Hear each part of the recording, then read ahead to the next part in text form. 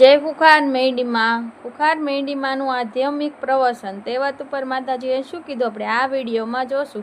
જય ફુખાર મેંડીમાં મરી ગયા એની તમે કહો છો વાતો ચર્ચાઓ કરો છો પણ તમે એ ભૂલી જાઓ છો એ જ લાઈનમાં તમે છો. એ ટિકિટ લઈને રાહ જોવો છો, ચારે વારામાં છો ને, બધાય લાઈનમાં જ છો. તમે મોનો કે નહીં મોનો? તો જેનું જીવનમાં જેટલું ભગવાને જ્યારે જન્મ થાય મનુષ્યનો ત્યારે તે એના જીવનમાં એના લેખ લખી લીધા હોય. જન્મ થાય એ પહેલા ખબર છે ને? તો વિચારો, એ લેખ ભગવાને લખ્યા હોય ધરતી પર. એ લેખમાં શું હોય એ તમને કહું, થોડી માહિતી ટૂંકામાં આપું કે એ લેખમાં તમારા કેટલું આ ધરતી પર સુખ દુઃખ ભોગવવાનું છે, તમારા જીવનમાં કઈ કઈ ઘટનાઓ બનશે, કેવા કેવા દુઃખ આવશે, કેવું કેવું સુખ આવશે, એ બધું જ જ્યારે મનુષ્યનો જન્મ થાય ત્યારે જ એ નિર્ધારિત થઈ જાય છે કે આના આટલા સમય સુધી દુઃખ દરિદ્રતા ગરીબી વેઠવી પડશે, કોઈના આટલા વર્ષ સુધી એના રોગ વેઠવો પડશે, કોઈ તકલીફ વેઠવી પડશે, આટલા સમયગાળા પછી એનો કદાચ પગ ભાગી જશે. બધું જ ઘટના બધી જ લખેલી છે. એને શું કહેવાય? પ્રારબ્ધ. સુખ દુઃખ નું પ્રારબ્ધ. હવે વિચારો, જન્મ પહેલા તમારું કદાચ લેખ લખાઈ જતા હોય કે ધરતી પર તમે જન્મ લેશો એ પછી તમે શું સુખ દુઃખ ભોગવશો. જો તમારે સુખ ભોગવવાનું કદાચ ભગવાને લેખમાં લખેલું હોય ને તો ભગવાન તમને પૈસા વાળાને ઘેર જ જન્મ આલે. સૌ કે તમારું લખ્યું હતું સુખ, એનો હિસાબ ભગવાન જન્મો જન્મનો કરે છે. જન્મો જન્મનો. એ જન્મો જન્મના ગયા જન્મનો માનો છો? માનો છો ને? કાલ્પનિક વાતો નહીં, સત્ય ઘટનાઓ છે. અને એવું આ કઈક જગ્યાએ અનુભવ સાંભળ્યા છે, ફલાણા ભાઈ મરી ગયા હતા ને ફરી એમનો જન્મ થયો ને એમણે નામ આલ્યું ને જગ્યા બતાવી ને બધું અત્યારે છે. અને વેદો શાસ્ત્રો પુરાણો બધું આ કે છે આ વાત ને. ગરુડ પુરાણ, કોઈ પણ પુરાણ વાંચો, આને માને છે દરેક કે પૂર્વ જન્મ ગયો જન્મ કે છે ને બધું. તો જન્મો જન્મ સુધી જે બી તમે ભજન ભક્તિ કર્યું હશે, સાંભળજો, જન્મો જન્મ થી તમે માં કર્યો છે, રામ રામ કર્યો છે, કૃષ્ણ કૃષ્ણ કર્યું હશે, એ ભજન ક્યારે નષ્ટ થતું?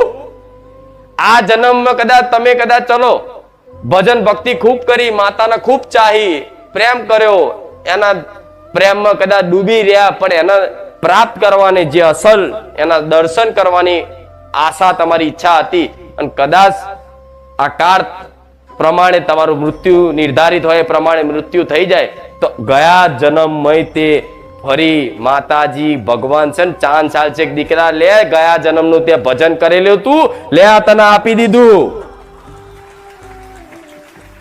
આ ગયા જન્મનું ભજન તમને મળ્યું. અને મનુષ્ય જીવનનો લક્ષ્ય એક જ છે, મોક્ષ પ્રાપ્તિ.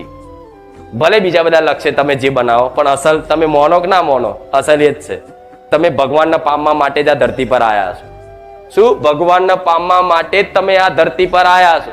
તો જો હું માતા જેટલી દયાળુ કૃપાળુ છું, તમે મારું ભજન કરો છો ને તો હું મારું ભજન મૂકીને તમને મારા રોમનું ભજન કરાવું છું. આ શું ખોટું? તો તમારા જીવનમાં ભક્તિ કરતા હોય તો જરૂરી નહીં કે દુઃખ ના આવે. કેવું? ભક્તિ કરતા હોય માતાજીની ઉપાસના કરતા હોય તો એવું જરૂરી નથી કે તમારા જીવનમાં ક્યારે દુઃખ ના આવે. ના, દુઃખ તો આવે જ, પણ જો મારો ભરોસો હશે ને તો દુઃખ આટલું હશે ને, પ્રારબ્ધ આટલું મોટું હશે ને, પણ આટલામાં પતાયાડી તમને એને દર્દ નહીં થવા દઉં. હા, શું ખોટું? એટલે હું એવું નહીં કહેતી કે બે કિડની ફેલ હોય તમે તમારે વેઠી લેજો. ના, ખૂબ માતાજીની ઉપાસના કરો, મારી માનતા રાખો. કેન્સર થયું હોય, તમે જોવો જ છો મારા પરચા, મારા ધામના પરચા જોયા છે ને તમે, કે બધાના અલગ અલગ જે બી બીમારીઓ દુઃખ હોય એ દૂર થાય છે.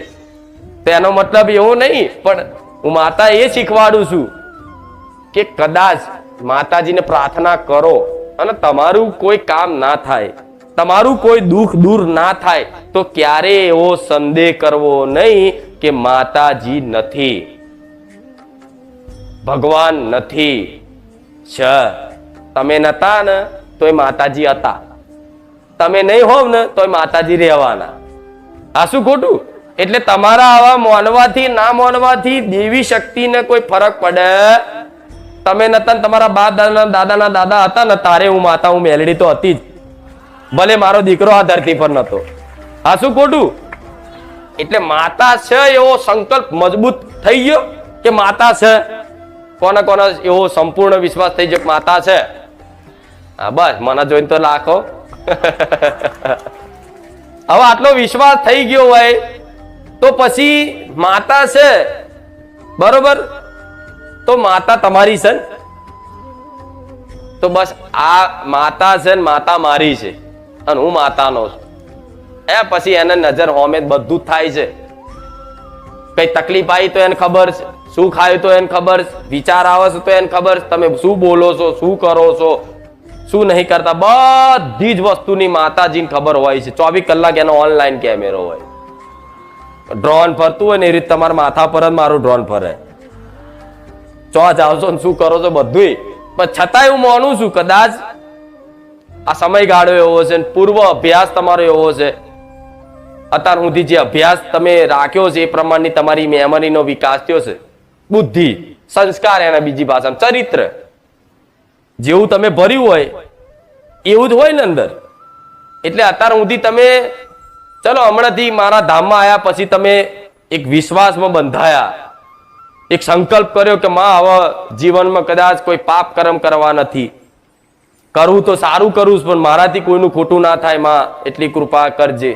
જરૂરી છે આ પ્રાર્થના રોજ કરતું રહેવું જોઈએ.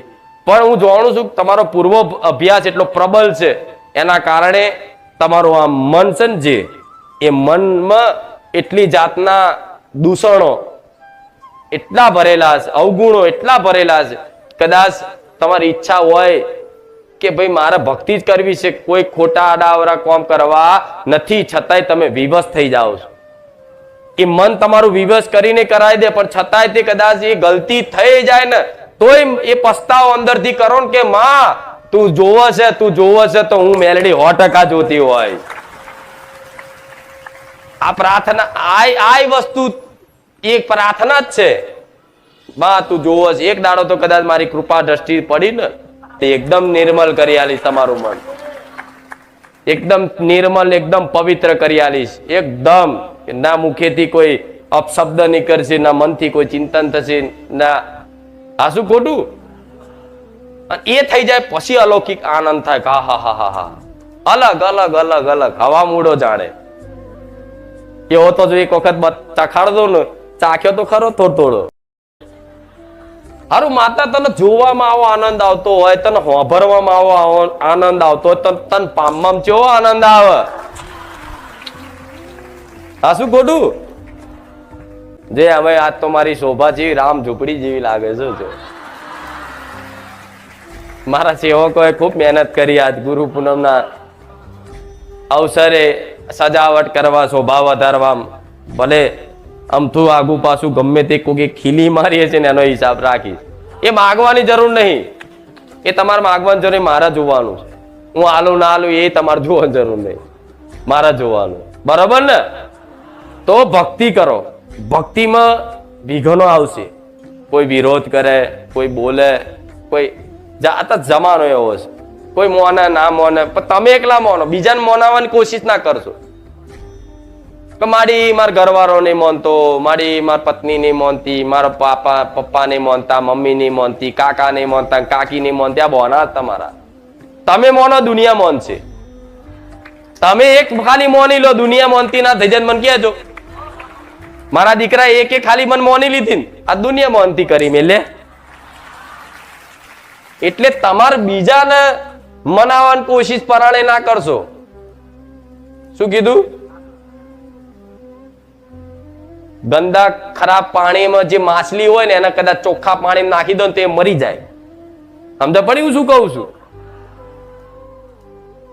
કાદવમાં ફરતી માછલી હોય એ કાદવને ફરતી માછલી મારું કે આ બચારી કિચડમાં આટલી રંગબેરંગી સરસ છે, જોતો કરો સુંદર છે, પણ હારું આ લાઈને આને ચોખ્ખા પાણીમાં હું નાખું તો પાણીની શોભા વધશે એમ કરીને તમે એ માછલી લઈને આમ કરીને ચોખ્ખા પાણીમાં નાખો ને તો બોલો એક દાડોના જીવન મરી જાય. ચમ એના કાદવમાં જ એના ફાવ હશે. એટલે અમુક માણસો તમે ગમે તેટલી ભક્તિ પરણે કરાવડાવશો તેનો નહીં જ થાય. ચમ કે એ બધી વસ્તુથી હાવી થઈ ગયા છે અંદરથી. આ શું ખોટું? આ તો અસલ વિરલા હોય ને હીરલા હોય એને કદાચ મારા કૃપા પડે છે. આ કોઈનું રીરા જેવું છે. આ ભક્તિ કે જેવી તેવી નહીં વસ્તુ. કેટલા જન્મ જન્મના કદાચ તમારા એવા કર્મો, તમારે એવી ભગવાનની ઉપાસના ભક્તિ હોય તારે ભગવાન અવસર આલી મનુષ્ય અવતાર આલા 84 લાખ યોની પછી. આ શું ખોટું? 84 લાખ યોની પછી મનુષ્ય અવતાર મળ્યો ને મનુષ્ય અવતાર તમને દેવી શક્તિ ભગવાન પ્રત્યે આટલો વિશ્વાસ થયો એ બહુ દુર્લભ છે. ખરેખરમાં તમે જે માનો એ આ અવસર ના ગુમાવતા, આ અવસર ના ગુમાવતા.